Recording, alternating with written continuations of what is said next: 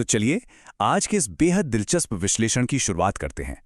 आज हम महाभारत की उस घटना के बारे में बात करने वाले हैं जिसने हम सबको कभी ना कभी सोचने पर मजबूर जरूर किया है। द्रौपदी चीरहरण। कहानी तो हम सबने सुनी है ना? लेकिन क्या आपने कभी ये सोचा है कि भगवान कृष्ण, जो सब कुछ जानते थे, जो सर्वज्ञानी हैं, उन्होंने मदद करने में इतनी देर क्यों लगा दी?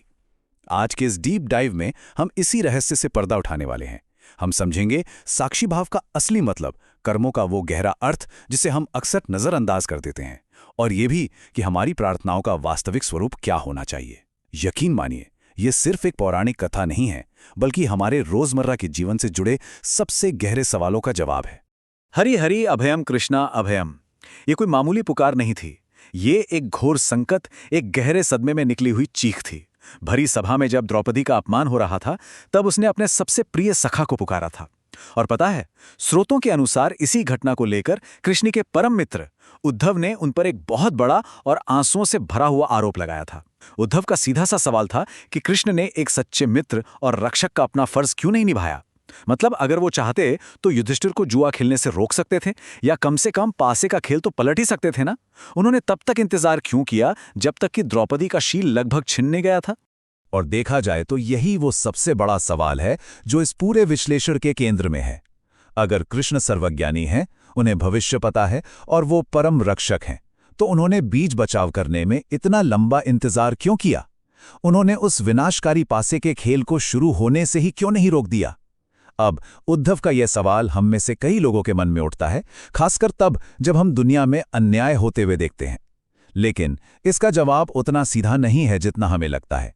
इसे समझने के लिए हमें उस समय की पूरी मानसिकता को गहराई से समझना होगा। हार और जीत के पीछे का असली कारण सच में बहुत ही चौंकाने वाला है। भगवान कृष्ण ने उद्धव के उस तीखे सवाल का मुस्कुराते हुए जवाब दिया। उन्होंने कहा कि देखो, सृष्टि का नियम है कि हमेशा विवेकवान की जीत होती है। अब इसे ऐसे समझिए, दुर्योधन को जुआ खेलना बिल्कुल नहीं आता था, लेकिन उसने अपने विवेक का इस्तेमाल किया और अपने मामा शकुनी को अपनी ओर से खेलने के लिए आगे कर दिया। दूसरी ओर धर्मराज युधिष्ठिर ने इस विवेक का परिचय नहीं दिया। वो खुद ही खेलते रहे, लगातार हारते रहे, लेकिन उनके दिमाग में एक बार भी ये नहीं आया कि वो भी अपनी जगह किसी और को, यानी भगवान को, खेलने के लिए कह सकते थे। असल में युधिष्ठिर ने कुछ ऐसी हैरान कर देने वाली गलतियां की थीं जिन पर हम अक्सर ध्यान ही नहीं देते। पहली बात, युधिष्ठिर ने कभी भगवान कृष्ण को अपनी तरफ से खेलने के लिए बुलाया ही नहीं। जरा सोचिए, अगर शकुनी के खिलाफ खुद कृष्ण पासा फेंकते तो नतीजा क्या होता? पर बात सिर्फ इतनी सी नहीं थी। स्रोतों के अनुसार युधिष्ठिर अपने इस जुआ खेलने वाले काम से अंदर ही अंदर शर्मिंदा थे। वो इसे भगवान से छिपाना चाहते थे। और अज्ञानता की हद तो देखिए, उन्होंने कृष्ण से प्रार्थना की थी कि जब तक उन्हें बुलाया ना जाए तब तक वे सभा कक्ष में न आए। मतलब देखा जाए तो युधिष्ठिर ने अपनी ही प्रार्थना का इस्तेमाल करके भगवान को जुआ घर के बाहर ही बांध दिया था। अब संकट के समय इंसान का अहंकार कैसे काम करता है, जरा इस पूरे घटनाक्रम को देखिए। युधिष्ठिर खेल हार गए, पर उन्होंने भगवान को याद नहीं किया।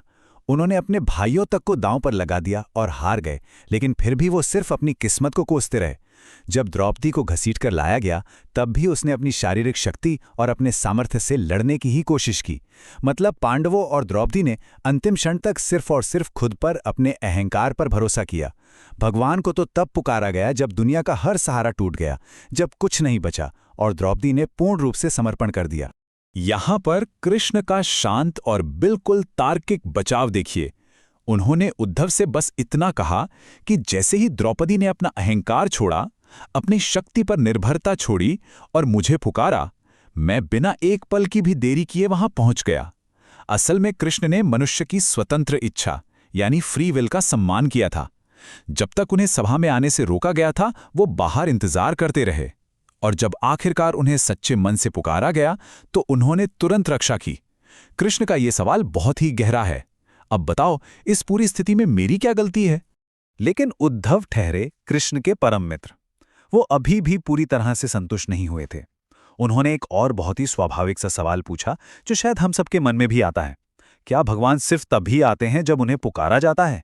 क्या वो संकट में फंसे अपने भक्त की मदद के लिए अपने आप बिना बुलाए नहीं आ सकते? ये एक ऐसा सवाल है जो सीधे उस सबसे बड़े आध्यात्मिक नियम की ओर इशारा करता है जो इस पूरे ब्रह्मांड को चलाता है। और इसके बाद कृष्ण ने जो जवाब दिया ना, वो हमारी सोचने की पूरी दिशा ही बदल के रख देता है। तो यहाँ सबसे बड़ी और महत्वपूर्ण बात यह है कि हमारा जीवन कर्म के नियम से चलता है। कृष्ण एकदम स्पष्ट करते हैं कि इस सृष्टि में हर किसी का जीवन उसके स्वयं के कर्मों के फल के आधार पर ही तय होता है। भगवान किसी के भी जीवन को माइक्रो मैनेज नहीं करते, ना ही वो किसी के कर्मों में अपनी मर्जी से दखल अंदाजी करते हैं। हम जो बोते हैं वही काटते हैं। ये बिल्कुल गुरुत्वाकर्षण यानी ग्रेविटी के नियम की तरह एक ऑटोमैटिक व्यवस्था है, जहां हर एक एक्शन का एक रिएक्शन जरूर होता है। और यहीं से आज के इस विश्लेषण का सबसे मुख्य और गहरा विषय निकल कर आता है, साक्षी भाव। कृष्ण कहते हैं, मैं केवल एक साक्षी हूं। अब इस साक्षी भाव का मतलब क्या है? इसका मतलब है सृष्टि में हस्तक्षेप न करना, बल्कि एक शांत और सर्वव्यापी गवाह के रूप में लगातार सब कुछ देखना। भगवान हमेशा हमारे आसपास रहकर ये देखते हैं कि क्या हो रहा है, लेकिन वो हमारे कर्मों में दखल नहीं देते। यही ईश्वर का धर्म है। ये सुनकर उद्धव थोड़े से झुंझला गए। उनका ये व्यंग्यात्मक सवाल हम इंसानों की उसी आम निराशा को दिखाता है जो हम सब कभी न कभी महसूस करते हैं। उन्होंने पूछा कि अच्छा, तो क्या आप बस पास खड़े होकर हमारे सारे बुरे कर्मों को चुपचाप देखते रहेंगे? हम पाप पर पाप करते रहेंगे और आप बस एक गवाह बन के देखते रहेंगे और हमें सजा भुगतने के लिए ऐसे ही छोड़ देंगे? देखा जाए तो ये बहुत ही तीखा सवाल था, क्योंकि ये सीधे तौर पर ईश्वर की करुणा और उनकी दया पर ही सवाल उठाता है। इस पर कृष्ण ने एक ऐसी गहरी बात कही जिसने उद्धव के सारे तर्कों को पूरी तरह से पलट कर रख दिया। उन्होंने कहा कि मेरी बातों के गहरे अर्थ को समझो। अगर किसी इंसान को सच में पूरी तरह से ईश्वर की उपस्थिति का अनुभव हो जाए, ये एहसास हो जाए कि ईश्वर हर पल, हर जगह एक गवाह के रूप में उसके बिल्कुल साथ मौजूद है, तो क्या वो कभी कोई बुरा काम कर सकेगा? जरा सोचिए इस बारे में। ये एक ऐसा सवाल है जो हमारी पूरी चेतना को झकझोर कर रख देता है। अज्ञानता का ये जाल असल में कुछ इस तरह से काम करता है। सबसे पहले हम भगवान की उस निरंतर उपस्थिति को पूरी तरह भूल जाते हैं। फिर हमें लगने लगता है कि हम छिपकर बंद दरवाजों के पीछे कुछ भी कर सकते हैं और कोई हमें देख नहीं रहा है। और बस इसी अज्ञानता में हम बुरे कर्म कर बैठते हैं और अंत में हमें उसका फल भुगतना ही पड़ता है। युधिष्ठिर की सबसे बड़ी गलती जुआ खेलना नहीं थी, बल्कि उनका यह अहंकार था कि वो भगवान की जानकारी के बिना कोई काम कर सकते हैं। अगर उन्हें बस ये याद रहता कि ईश्वर हर समय साक्षी रूप में उनके साथ है, तो क्या वो खेल कभी उस मुकाम तक पहुंचता? बिल्कुल नहीं।